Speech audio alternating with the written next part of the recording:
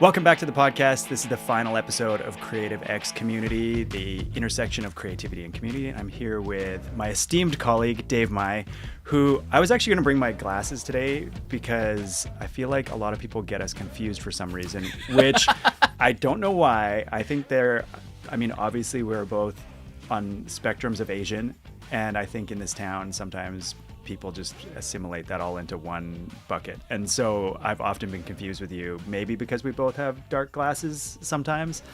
So I was going to bring those and just be like, do we look alike? But I forgot. I've gotten Chris as well. So then I feel it's not a one-way thing. Okay, good. So yeah, but I don't ever take that as a negative. I'm like, that's cool. I mean, but clearly we don't really look the same, but that's fine.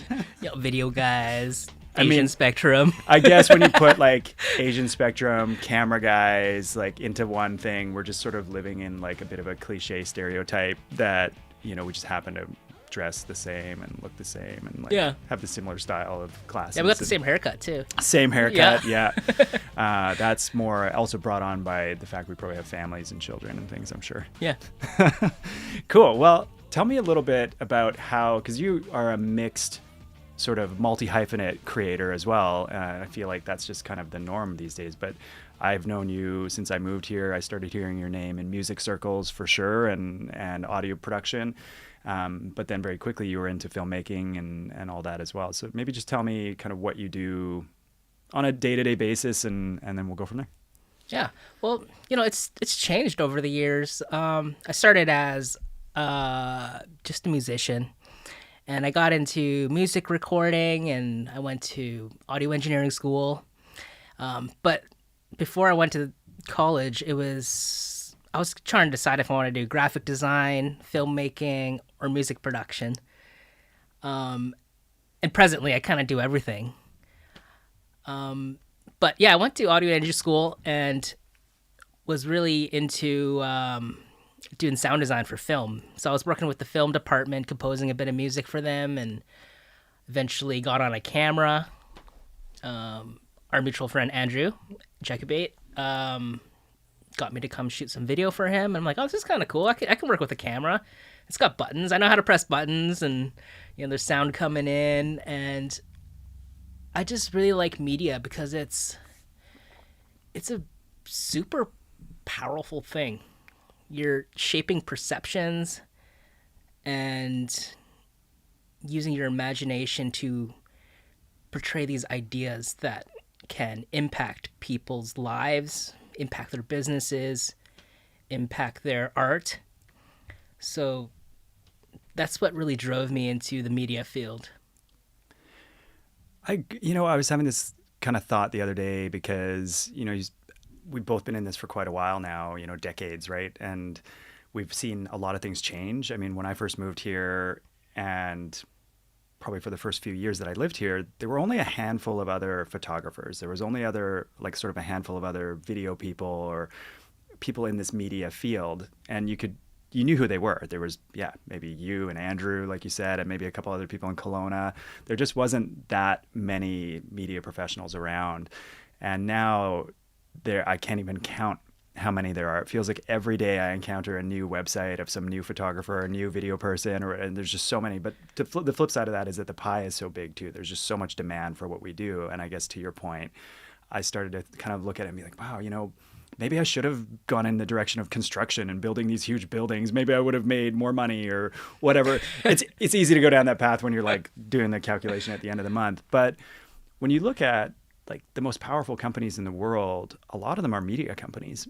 And I think that's something that's easy to forget when you're sort of in the trenches doing the job, that this is such a powerful medium and storytelling is a huge part of our day-to-day lives, whether you make the stories, professionally, or if you're just consuming them. It's like media is everywhere. And you look at even some of the biggest Canadian companies like Rogers or Thomson Reuters, like those are all media companies. And then look at what we spend our time doing in our spare time, like Netflix and YouTube. And I mean, that's all gigantic, right? And so I started to think, wow, we really did actually pick a good path because it's easy to only see right in front of you, but the sky is the limit. There's endless amounts of possibility in what we're doing, I think. So you're right. I think hugely powerful in terms of storytelling and the impact it can have on people.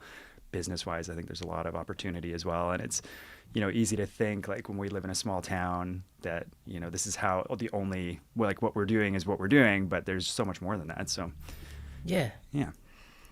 Yeah, well, it was kind of a necessity for me to diversify too. Like you said, we live in a small town, and like, how many musicians can I record a year? Not enough to make a living, that's for sure, because they don't have the budget, because things like Napster, torrents, and all the pirating websites were emerging just as I was getting into it. Everything was kind of analog at the time too, so I was kind of breaking in at this time where the industry was being disrupted, and just the whole industry wasn't working the same as it was when I initially wanted to get into it. So diversifying was kind of a way for me to survive in this town. Do you think that sort of disruption also fueled some opportunity for you in some way? Oh, absolutely, yeah. With the advent of home recording equipment, all of a sudden studios were more or less irrelevant for the indie artists and stuff, at least. Because I feel like it's interesting when I started in the movie industry, similar, like thinking like the old way of doing things was like in Vancouver, you just went to go work in the movies, or you got a corporate video job, and corporate video was very different back then. It felt kind of icky and corporate, like it was very propaganda. It's always propaganda. We're gonna go, but it felt like not very artistic. It was just sort of like very linear, information driven stuff, and the way that they filmed it was more like filming the news, which also looked very different back then. Yeah. And so you were either in the movies and television, or you were in like broadcast type and corporate type work. And then there's this sort of in between opened up when things started to go more digital, and it was those sort of prosumer cameras, I guess you'd call them, like the Digital 8 cameras, or I guess like DV8, Mini DV, like all the skaters were using the little Sony VX2000, Yep. or there was the fisheye. Panasonic DVX100. Like those were the first cameras that started to be like accepted in the documentary world as like, oh, we can use these professionally, and it has a little bit more cinematic look. Like the Panasonic had a 24 frame feature that allowed like a different frame rate, which everybody's doing now, but back then was like revolutionary to be like, oh, it's cinema like. Yeah, in a small package too. Yeah, and it wasn't that, small. At the time I felt like, small. I felt at the time that was so expensive, but really when you think about it, they were $6,000 to $8,000 for a camera like that in Canadian dollars, and the big broadcast cameras that everybody else was using were like 35 or 50. And so all of a sudden this little category of production opened up that wasn't there before. Mm-hmm. And so even though maybe the budgets were coming down and the opportunities were lessening for the guys that were entrenched, guys and girls that were entrenched in the old system, I feel like this like little window kind of opened, and I went through it, and my whole career started because of that kind of like shift in technology, shift in demand of what was possible or what people would do, because maybe they wouldn't have made a video for $50,000, but they might have done it for 10 or 5, and that kind of production was possible because everything was just cheaper. And then since then, obviously things have changed dramatically, but yeah. And that prosumer level of equipment really made it accessible for the creators. And like, I remember creating skate films, like you were saying, with those cameras, and we weren't doing it for money. It was just, for pure creativity and enjoyment. And that really broke the mold of corporate videos, and you get different perspectives in the industry now, where just the common people can express their being and creativity within these fields, and that really broke the mold, I felt. And the same with audio too, with the home recording. There's more saturation of music now. Like some of it might be but it's there, and people are doing it.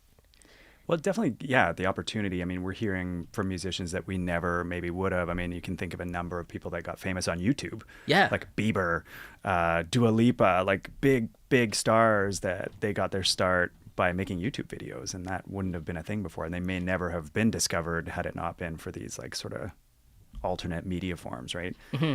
And even like looking around, I mean, this is an impressive studio setup. But when I think back to, I think there was a guy named Stu Goldberg when I moved here. Do you know? You would know him. Yeah, he's still around. Yeah, he must still be around. Yeah, he's in Peachland now. Okay, yeah, and so he had like a quite like Hollywood connection and a really big studio, and like I feel like everything's just gotten smaller, just like in the video world. And it's not uncommon for me to see, you know, in the background of like YouTube videos and things, people's home setups or like where musicians are recording, and it doesn't feel that much of a stretch to be like, yeah, that could be somebody's basement. It's not always in these like crazy studios anymore, which is cool. And I wonder if the musicians feel that also is kind of a plus, you know, to be able to record wherever. Yeah. Well, I mean, not wherever, but you know. Yeah, a lot of sessions these days is like you're passing the song over to some guy in Nashville or something. He's like adding his thing in. That's cool too, but like at the same time, we're kind of losing this old school way of being together in a room and like feeling each other's energy on like a face-to-face level, which has value too, I find. Well, that for sure. Like on that note, when I was talking to Lucas Penner, who you work with also, we were chatting about that because he's making collaborations with that Desert Friends band, and that seems all cool, but he was tracking something and trying to send it over the internet to them, and he's like, yeah, I mean, it's great. It's really cool to be able to collaborate this way, but there's something about when you're in the room is just so much different. Yeah, it's you're insulated by all this technology between the other human. Because really, I mean, we're on a cellular level, our cells are communicating on like a magnetic level. You know, they're passing ones and zeros to each other.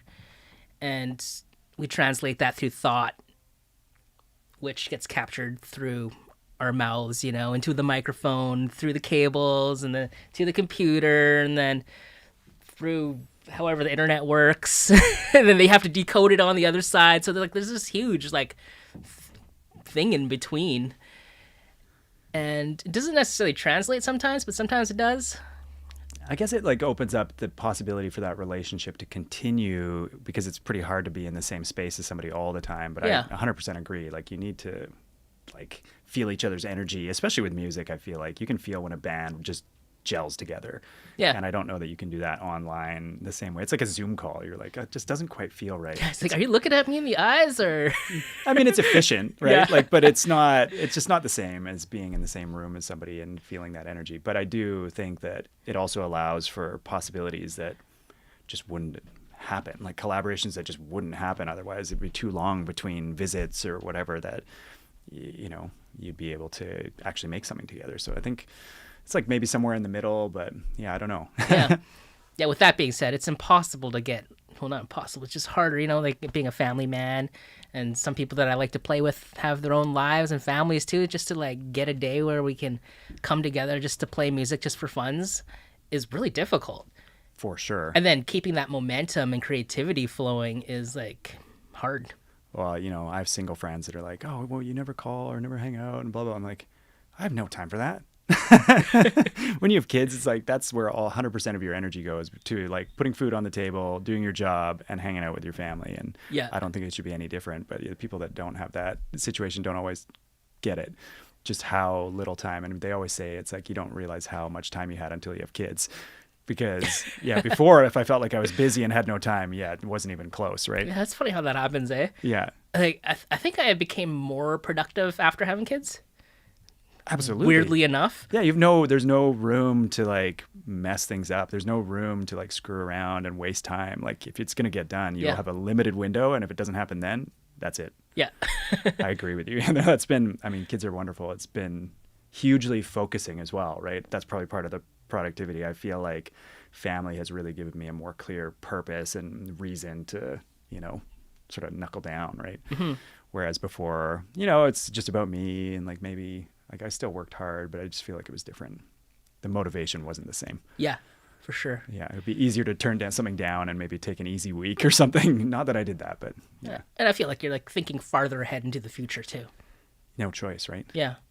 If you had to pick between your two babies, let's just say two babies, but like audio and video, which one would you pick? Or let's say music and video. Well, for the soul, music. For the wallet, video. Interesting. Do you think there's more, like I guess video, the demand for video right now is huge, so there must be more sort of people calling you for that, generally speaking. Is that? Yeah, I would say so. Yeah, the music industry's in a really weird spot right now. With Spotify paying artists nothing pretty much, and the disruption of the CD. Musicians are just making money off live shows, really, and merchandise for the most part. So, for the wallet, video for sure. You're lucky, though. I mean, I understand where you're coming from with that. I don't really know enough about the music industry to understand all the nuances, but from what I've heard from musicians, yeah, the streaming is not lucrative, and they become sort of, you're up there bearing your soul, but then you got to sell some T-shirts too, which is a hard part of the job. It's like the live engagement is where you make all your money, and that includes selling merch and whatever album or, sort of track that you can sell at that moment too, and just squeezing that for everything you can, which is hard because you don't necessarily want to be a salesperson on stage. Yeah, they're wearing many hats. Like, they got to be their own manager, their own designer, their own producer even. Record labels aren't really a thing anymore because everyone's just independent. I'm trying to start a record label right now. I have no idea what I'm doing, but it's just something that's been calling to me because that's always what I wanted to do. But I feel like with all this new technology coming to the forefront, things never stay the same. That's what I've learned from being in this industry, and something pivotal needs to happen because there's more money in this music industry than ever before. We just got to figure out how to capture it, how to utilize these new technologies and not be left in the dust. Because, coming from an analog world, I adopted digital and I watched all these sound guys just kind of fade into the distance because they resisted this new technology. And that's kind of happening now with AI. I work with lots of people that are against it, which I totally understand. But at the same time, as like a business owner, when I can utilize that it's basically extra RAM for my brain. I can like operate on this whole new level that I was never able to do before. What's an example of AI in the music sort of sense? Like, what would you do? What's some kind of tool that you would use to sort of, get to that next level or increase productivity that way? I'm just curious because I don't really know that side of things. Well, the most controversial one is AI music generation. I mean, this is a huge lawsuit with all the record labels right now against Suno and all these other people. So basically, just to know my enemy, I subscribed to a month of it just to see what it's doing. Like, I put in like a chord chart and some lyrics and then recorded some audio into it. I played my song into it, and then it generated this whole song that was like pretty, I wouldn't say close, but like had aspects of what I imagined. And like to get a bunch of musicians in the room and share my idea with them, work out the idea, hash it out, record it, mix it. That's like at least a whole day's worth of work, and it created a demo in a minute. It even played some parts better, and like the voice sounds real. I can like stem it out, which is like it separates the instruments into discrete tracks. That I could see being super useful, right? Yeah. Like, there's certain aspects of what you said that I'm like, okay. It's an idea generator. Right. And I was just talking to my producer, writer, engineer friend from the UK. He works in a lot of writers' rooms, and he's like, yeah, man, like more often than not, these kids these days are just bringing this Suno AI crap into the writing room, and it's like becoming a common thing. Just like ChatGPT when you're like writing a script, or it's kind of. I'm sort of mixed on all of it because on the music side, I mean, I don't know enough about it, but I feel like I want to listen to a real human. Me too. I think that that's how we connect. But if it's just a beat and but even that beat was created by somebody, right? Like normally. So I feel like that there's an energy, like a human energy there. But I don't know. I think with writing, I'm starting to see, and maybe there's a parallel here, but especially with social media writing or like LinkedIn business writing, I'm getting really tired of the format that ChatGPT is either writing itself or telling you to write in. Oh, yeah. The sort of like very short sentences. So sterile. So sterile, and being like cause and effect, and just kind of like cause effect solution based kind of writing just is so bland and uninteresting to me. And everybody's doing it. It's kind of like how everybody's doing the talking head video on YouTube trying to sell you a course or like something.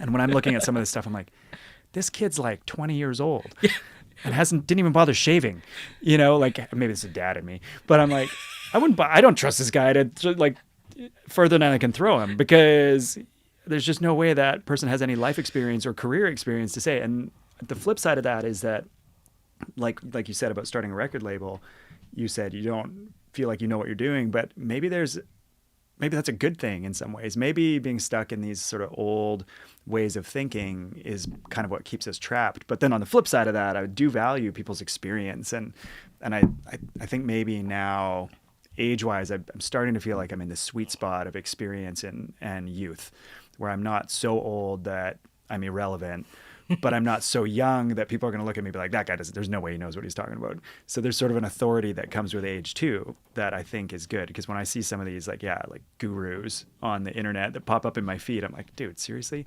You're like 12 years old. So I don't know. But I feel like with AI, it's becoming so common and people are trying so hard to use it that the thing that's going to differentiate is not doing that. Yeah. Not to say that there aren't things that are useful. Like, I mean, in my world, like in our world, right? Like AI autofocus.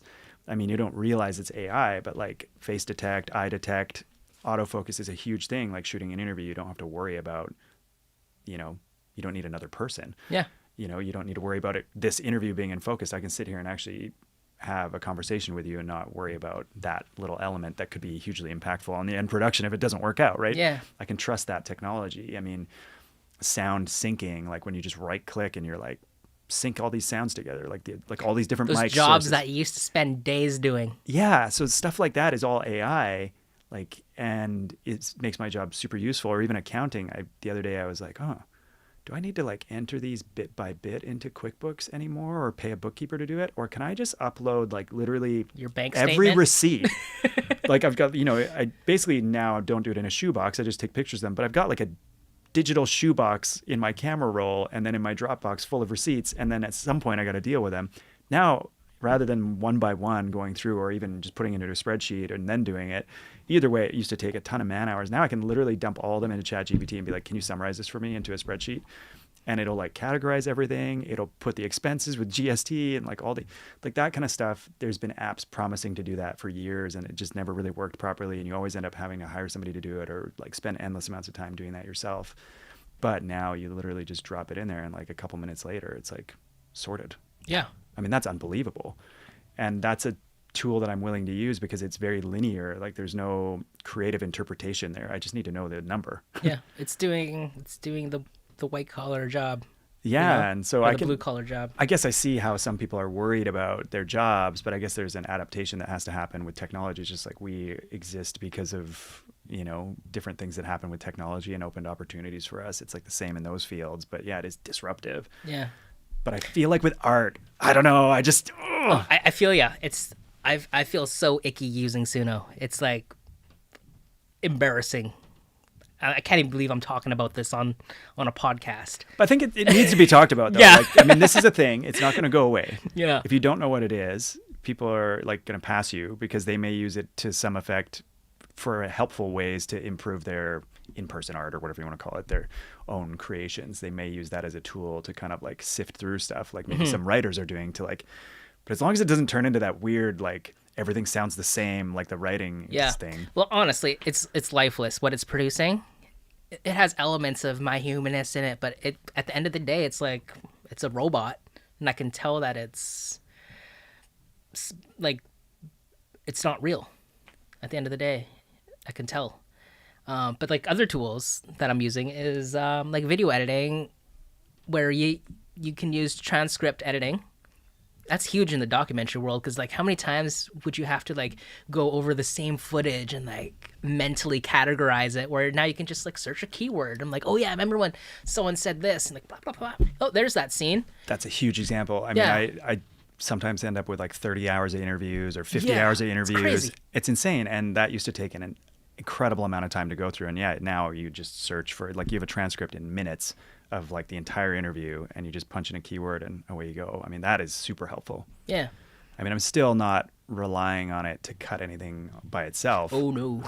But those tools exist though. They do. I mean, some of those clip tools to like create reels and things for Yeah, like Instagram. CapCut and all that, yeah. What's the other one? There's a big one that creates like clips, and I can't remember what it's Opus called. Clips. Opus Clips. Yeah. I know my tools. Yeah, I mean, I haven't really used any of that stuff, but I feel like it could be useful if that you were generating a lot of that kind of content, and I kind of want to try it. I don't know if I would like try it on this podcast, see what happens. Yeah, right. Yeah, exactly. You and I just end up totally saying the wrong things, and it's all like butchered and hacked up. I don't know. No, but apparently some of that stuff is very useful, and if you are creating those kinds of content, it just speeds up the process. And yeah, and it allows more capacity to be creative. And I didn't have the budget to hire that editor anyways. So I mean, am I taking jobs away, or am I adding more value to what I'm already doing? Well, and I think it is like in a sink or swim kind of adapt or die situation. It's like you need to understand, like you said about Suno, it's like it gives you the ick. But at the same time, if you didn't know what it was, people are eventually going to they're going to go right by you because they're going to figure out a way to use it that does make sense. Yeah. And if you're not sort of hip with those trends, it's like I'm not advocating chasing trends because I hate that, because I feel like I've been around long enough too, just like you have, that, you see trends come and go. And so if you jump on the latest fad in like color grading or editing style or whatever it might be, and that's all you can do, then eventually that's not going to be cool anymore, and that's not what you're going to be about. But like telling a good story never goes out of style. So those like extra layers on top are that's just filters, right? That's just a lens we're looking in the moment at something. But yeah, like a good story, the elements of that tend to stay the same. Probably in music too. So Suno or not, like if it's missing that heart, that feeling of like the human connection, human connection. We're coming back to this. Yeah. That's the common theme, man. Like human connection. That's what we need. And we're so detached in this world with social media and like all this curated baloney on our screens. The other day I went in Facebook and I started scrolling. I'm like, do I even have friends? Like, how am I getting all this stuff like that from people I don't know? Like, I guess my friends aren't posting as much or something, but also it was just like nonstop other things that I didn't elect to see. And I'm like, what is all this nonsense? And I guess it's stuff that it thinks I want to see. But yeah, it was just very odd. And then I realized I was in a business profile, but I'm like, okay, but still, there's nothing personal about any of this. It's just like sort of, regurgitated stuff. Endless scrolling. I'm like, what am I doing? Like, and some of the things I'm just like, what is this nonsense? But yeah. Yeah, man, it's the new smoking. Yeah, no, it's true. But the one thing I will say is things like YouTube, I feel like are like have changed for the better, because it was sort of like this kind of slapstick, America's home videos kind of situation for quite a while. And then now some of the things I'm watching on YouTube have real substance. Like the production value is good, the storytelling's good, and I can watch it on my TV. So I'm sitting there for 20, 30 minutes watching something sometimes where I'm like, oh, this is as good as watching television now. Yeah. And you could have made that on your own. Right? Exactly. It's so cool. Like Mr. Beast. I don't know if your kids watch Mr. Beast. Yeah, of course. I watch him. I love him. I think you can't deny him. Yeah. Like he's huge. He's a shining example of like how we can use media to better the world, and he is showing how powerful media is. Well, he's gone to like a whole nother level, which I think is, noble and kind of crazy. I mean, he really has produced things that are rivaling television. And it's clear because television networks are buying into it. Yeah. Like Prime, I think it was Prime that picked up his Beast games and stuff, right? Like it's on that level. And he just basically started creating stuff like this, like in less than this, right? Yeah, his webcam on he's like in his basement laptop. with none of this equipment, and just like that's how it began. And I think that's a really cool way. I mean, obviously it makes it easier and harder all at the same time because anyone can do it, but not anyone can do it quite like that. You have to have some crazy ambition to get to that level. But even on smaller scales, some of the like more roughly produced things that I see are still really good. And I think the audio portion of that has largely been solved, right? The problem before with amateur production was that the audio sucked. It was always so bad and that was unwatchable. But now you can get a mic for like $50 that solves a lot of those problems. And just even if you're recording with your smartphone, all of a sudden it's like, oh, that sounds good enough that I'm not like cringing while I watch this. And if the person's got a good message, then cool. Doesn't sound need to is be perfect. 50% of video. Well, if you must have heard that quote, that like 90% of what you thought you saw, you heard. Have you heard that? No, I haven't. So when I went to film school, I had a sound teacher, and that was like constantly drilled into my head. And then they made us watch the movie Raging Bull with no sound, and like the fight scenes in particular. And when you watch it with no sound, it's like very clear that they're not even close to punching each other. They're in the boxing scenes. Like it just looks so ridiculous. And when you put the sound on it, it sells the whole thing. And it was that, 90% of what you thought you saw, you heard. And it's true. And then when you really listen, you put headphones on and you listen to that movie, there's like tigers growling and stuff in the background of the boxing scene. Oh, just layers. Layers Yeah. and layers and layers. And then you look at movies like Apocalypse Now and things, how many audio tracks there were. Just insane amount of detail. And without that, it's just a picture. Yeah. And that's why I love music so much, because like it's such a primal thing, you know. Like ever since culture and communities have gathered, there's always been music, and it is literally God. Like I'm not religious, but music is like the building blocks of life. There's a thing called the color wheel. You know the color wheel. There's a thing in music called the circle of fifths. So it's like how you add notes together. It's the space between the notes. So you're like, it's like a building block of chords. You add these notes and all of a sudden you're creating something more tangible. And music is like this concentration of an idea from someone's brain that is like hyper focused into a song. And when you can perform it for someone, it's like this momentary ephemeral thing that just comes to your ears and it passes, but all of a sudden you have this concept in your head of what that artist is trying to communicate. And oh man, I'm just getting goosebumps talking about it. It's so powerful. And when you put the circle of fifths over top of the color wheel, that math is exactly the same. Like it overlays perfectly. So you're mixing color, red and yellow, orange. That's a chord, and that extends into ultraviolet, infrared. Who knows what other spectrums it goes into that we can't even perceive. That's cool. Yeah, we live in this like small, tiny little bandwidth of human existence and acknowledgement, but there's just like this whole other spectrum, this quantum world we don't even know about. Well, I mean, there's nothing that transports you to a place in time quite like music does. I agree, yeah. And I think that, when you hear bands that are older, like from the 70s or the 80s, like our parents' generation that listened to them, it's like they always want to hear those songs that they heard in high school or college or, because that's like when your brain is forming those like core memories around like that part of your life. And I think that people can transport themselves back to that by listening to music, right? And it just reminds you in your being of all those things. And I don't think there's anything else quite like that. It's cool. Like with Alzheimer's too, those late stages when you play a tune they recognize, like oh, hello. Well, yeah, like you said about the like perception and like color and the different sort of chord, like the fifths you were saying. It's just that's something that it's like it's just in you. You don't like I've never heard of that, but I understand what you're saying because it's like you can't touch it. It's just this thing that like well, I mean, you look at our bodies, our fingers are separated into thirds and fifths, and that's all music numbers. It's architecture too. Guys like Pythagoras and all those Greek dudes, they knew about this. This is information that we're forgetting and refining again because we're so detached from what is actually real. I mean, those are the truly impressive creators, the people that came up with all those original ideas way back when, Greek scholars. Or maybe they didn't. Or maybe they didn't. Maybe they rediscovered it themselves. Who knows? But like Da Vinci or like, that's a little later, but Vitruvian Man. Yeah. But now you think about, what we're doing and how we've built on all that. It's just, whoa, crazy progression in the last couple hundred years, really, or the last, not even like 100 years, let's say.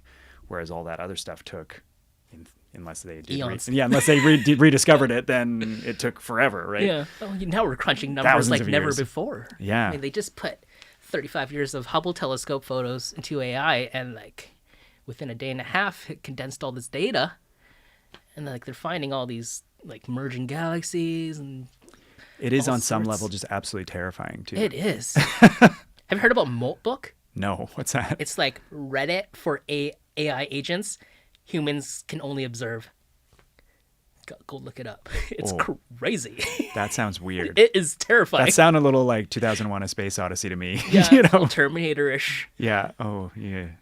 Skynet, it's Yeah, coming. they're conspiring. I, They're Robot. debating Yeah. consciousness. It's, no. Yeah, it's insane, man. Yeah, all these things. It's like the ideas that we've had about this from the past are coming true. It's scary.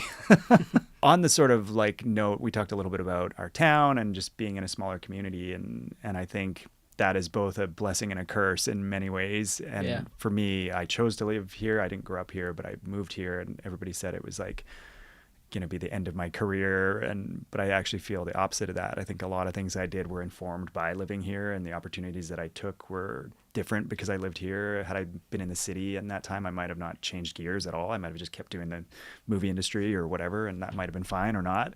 But I just think that this town has really fostered a lot of creativity for me, and different processes just by nature of not being in the center of everything. Like, how do you feel, Penticton and the Okanagan has shaped your career, and how has the community kind of helped support that?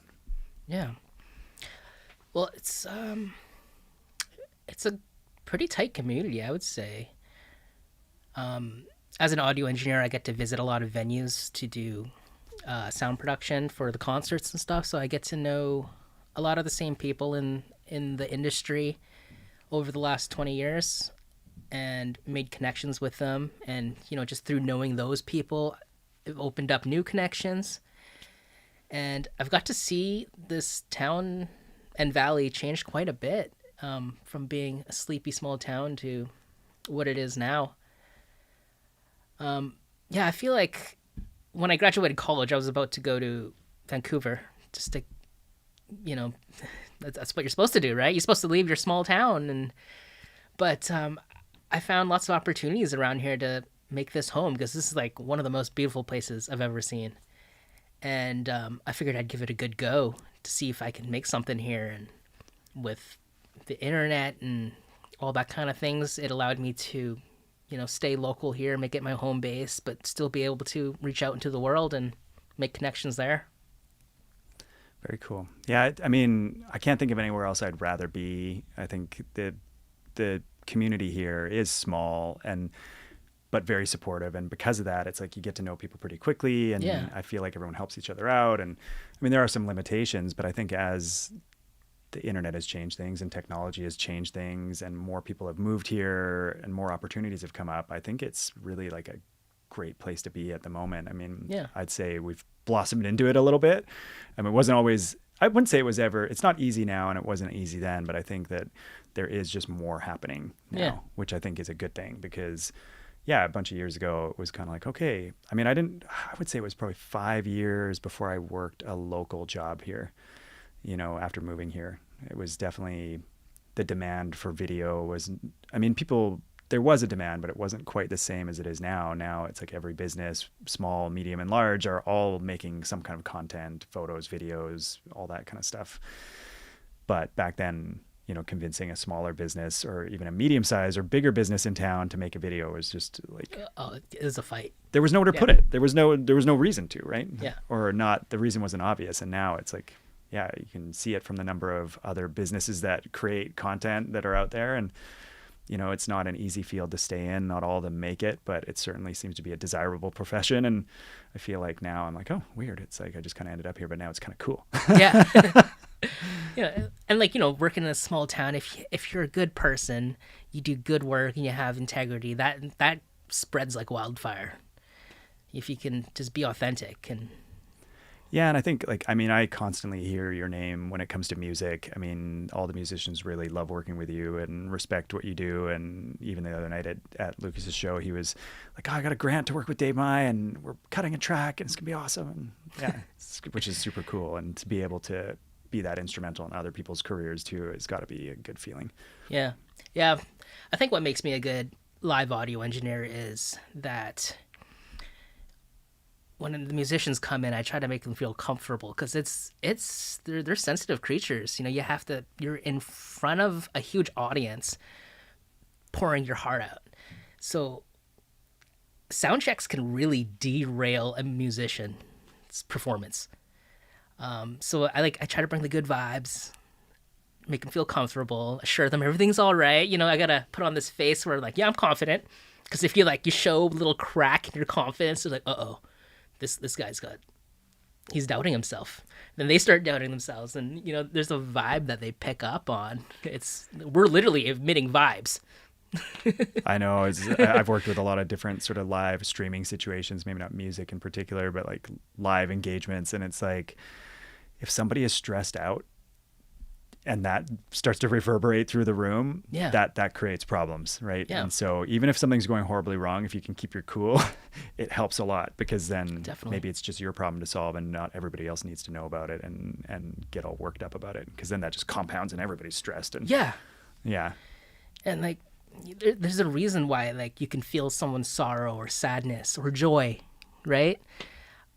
And it's like in music, when there's a piano sitting in the corner of the room, a grand piano, and you strike the drums, pow, that piano reverberates as well. You can hear the notes playing through it. It's sympathizing with that drum hit. And that's what we are as people and beings.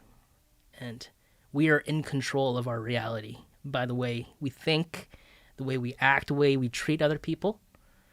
And that's super important. And that's been kind of like the guiding light in my career, is to put out those good vibes. Well, I think that's a great place to be, because not everybody is thinking on those terms, right? And I think if you can be a positive force in your working environment and everything that you do, it's only going to be part of your success, right? Yeah. And I think, for sure. And you got to find those people that resonate and sympathize with your frequency too. Because like when you play the wrong chord, it's like, it's like, oh, that did not sound good, right?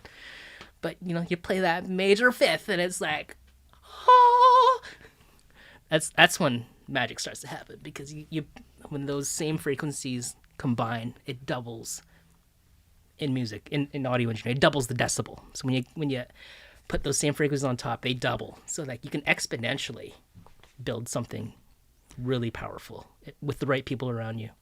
Well, I think, to run that one step further, I really do believe it's not always what you're doing, but who you're doing it with is probably the most important thing. So, yeah, for sure. I feel ya.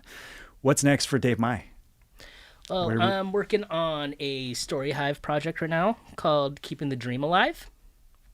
It's I've been working at this legendary music venue here in Penticton called the Dream Cafe that recently closed at the end of last summer.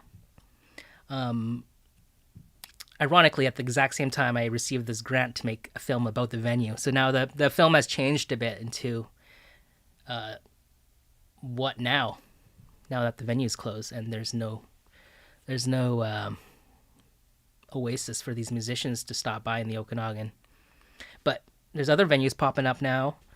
And so the story is that, we're keeping the dream alive by creating these connections in other places now that the dream is gone. So that's a project I'm working on right now. And with my record label, recording studio, music production thing, I'm working with Lucas Penner, as you mentioned. We just finished doing a single. We just did a photo shoot in my bathtub and video shoot. So that was fun. Yeah, we shot him dry in the bathtub first, and then let's turn the water on. And then we started shooting for like an hour in the bathtub, and he was so soggy by the end of it. So that's a really fun, creative shoot. I love collaborating with him because he's just so creative, and he's always trying to push the boundary. It's like, it's good, but let's see if we can make it better. And it comes back to the people you're working with. You find those kind of people that you resonate with in the same creative mentality. And I'm also working with Ari Neufeld. We got 3 tracks we're about to release. and just finished up a couple tracks with this band called Vuyakaya. Oh, cool. Yeah, they're a Afrobeat band that sings in this dialect of, I'm not even sure, Mozambique, somewhere around there. Yeah, lots of stuff like that, and hope to do more of that stuff. Those feel good projects.